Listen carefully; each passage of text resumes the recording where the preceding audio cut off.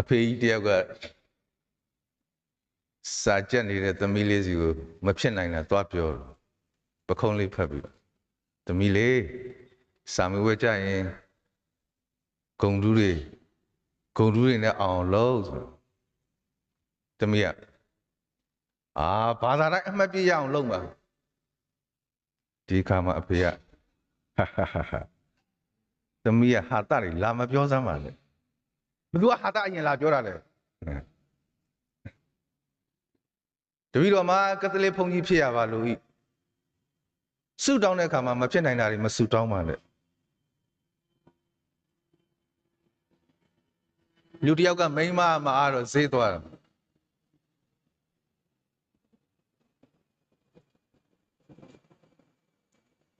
သူ့လိုယောက်ျားသားတယောက်ကကြက်ဥဘဲဥတွေရောင်းတယ်ကြက်ဥတစ်လုံးဘယ်လောက်လဲဗျ900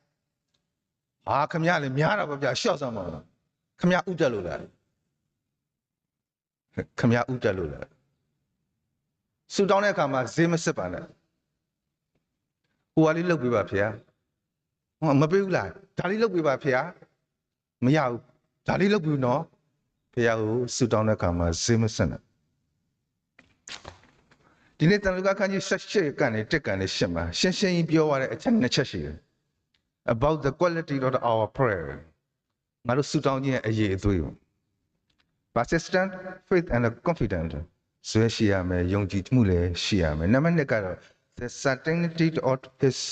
response သူဘက်ကပြန်ဖြေမယ်လို့လည်းဂရုပေးသွားတယ်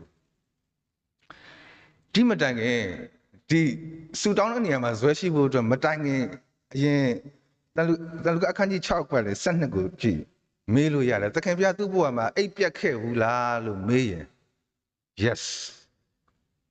အေးပြက်ခဲ့ဘူးတယ်ဘာကြောင့်လဲတညာလုံးဆူတောင်းခဲ့လို့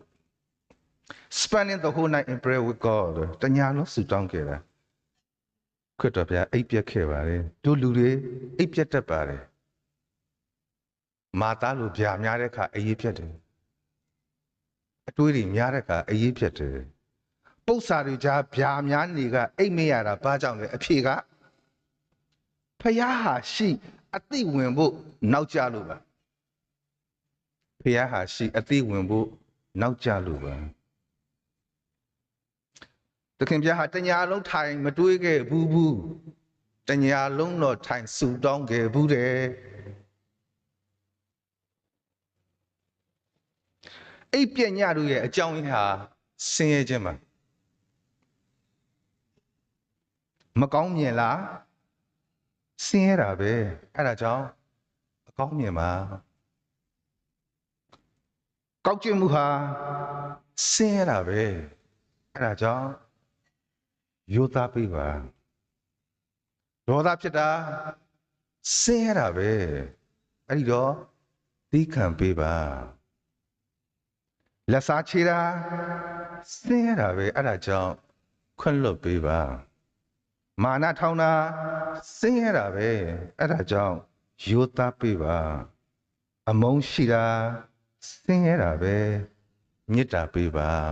မဆင်းရဲခြင်းပေါ့တတိယသူသားလေးမွေးနေ့ပွဲအကြီးလုပ်ပြီးမှဟိုတယ်မှာမွေးနေ့ရှင်သားလေးကိုမိုက်ပေးပြီးတော့သားလေးမင်းမွေးနေ့မှာဘာလိုချင်လဲအဖေကြီးကြီးပြိဿရှိမှမေးတာ What do you want ကောင်ရပြောတယ် You father အဖေကိုပဲလိုတယ်သူဖျောက်ဆူတောင်းတဲ့ခါမှာဆူတောင်းတတ်ရမယ်ကွာတလားဆူတောင်းတတ်ရမယ်အဲ့ခလေးလေးလို့ The Bible is a letter that God sent to us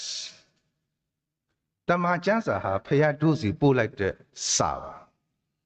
Prayer is a letter that we send to God ဆူတောင်းခြင်းဟာတို့ကဖခင်ကိုပြန်ပို့တဲ့စာပါGod is never more than a prayer away ဖခင်ဟာမေတ္တာတပု္ပ္ပစာရဲ့အပြင်ဘက်မှာမရှိပါဘူးအဝေးမှာမရှိပါဘူး Prayer enlarges the heart until it is capable of containing God's gift of himself အကြီးကြီးဖခင်ကိုတစ်သစ်လေးနှလုံးသားထဲထည့်လို့ရအောင်အဲ့ဒီတစ်သစ်လေးကိုအကြီးဖြစ်သွားအောင်ချဲ့ပေးတာဆူတောင်းခြင်းပါဆူတောင်းတဲ့အခါမှာရင်ဘတ်ထရလာသွားပါ နှလုံးသားပါပါစေ In prayer it is better to have a heart without walls than a walls without a heart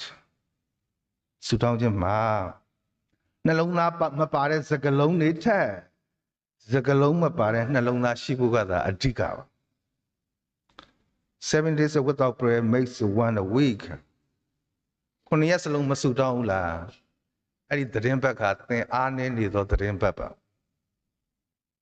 It's not the body's posture but the heart's attitude that counts when we pray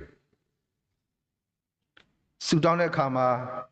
ကိုယ်နေကိုယ်ဟန်ကအဓိကမကြပါနှလုံးသားရဲ့ attitude သဘောထားကသာအဓိကကြတာတခါတခါဒိုးဘွားမှာဘလောက်ပဲဆုတောင်းဖះတိတ်နေတာပြတ်မဖြေတာတွေရှိတယ်ဒါပေမဲ့ God's delay is not God's denial ဖះအဲ့ဒီလိုနှောင်နှေးနေတာဟာညင်းတာမဟုတ်ရပါဆုတောင်းခြင်းမှာအစွမ်းရှိသလိုမေတ္တာမှာလည်းအစွမ်းရှိပါတယ်တန်လူကခန်းကြီးဆက်ရှိအငယ်တက်ဒီနေ့ရဲ့ကျန် never lose heart ဇွဲမလျှော့နဲ့ဘာလို့လဲဆုတောင်းခြင်းဟာအစွမ်းထက်လို့အဲ့ဒီလိုပဲမေတ္တာဟာလည်းအစွမ်းထက်တယ်